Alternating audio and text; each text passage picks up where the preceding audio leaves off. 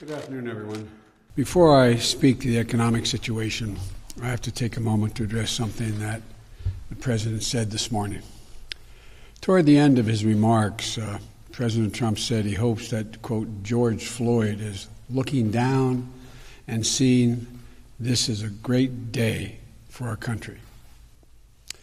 He was speaking of a man who was brutally killed by an act of needless violence and by a larger tide of injustice that has metastasized on this president's watch as he's moved to split us based on race and religion, ethnicity. George Floyd's last words, "I can't breathe. I can't breathe," have echoed all across this nation and, quite frankly, around the world. For the president to try to put any other words in the mouths of George Floyd, I frankly think is despicable. And the fact that he did so on the day when black unemployment rose, Hispanic unemployment rose, black youth unemployment skyrocketed, tells you everything you need to know about this man and what he really cares about.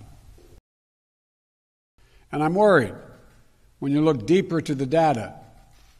While temporary layoffs went down, permanent layoffs went up. Donald Trump still doesn't get it.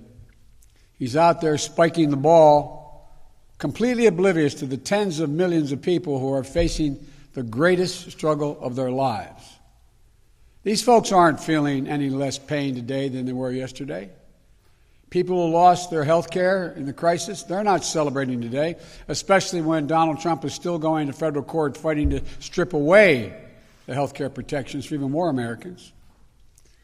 The fact is that about 13 million fewer jobs today for American workers than the day President Obama and I left office.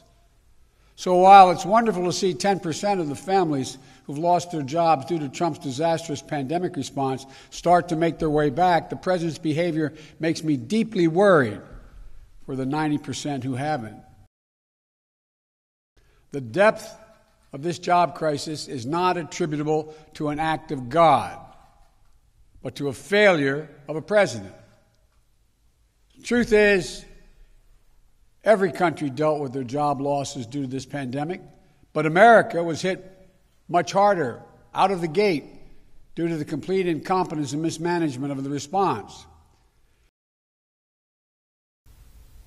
It's time for him to step out of his own bunker, take a look around the consequences of his words and his actions. Let's be clear. The president who takes no responsibility for costing millions and millions of Americans their jobs deserves no credit when a fraction of them return.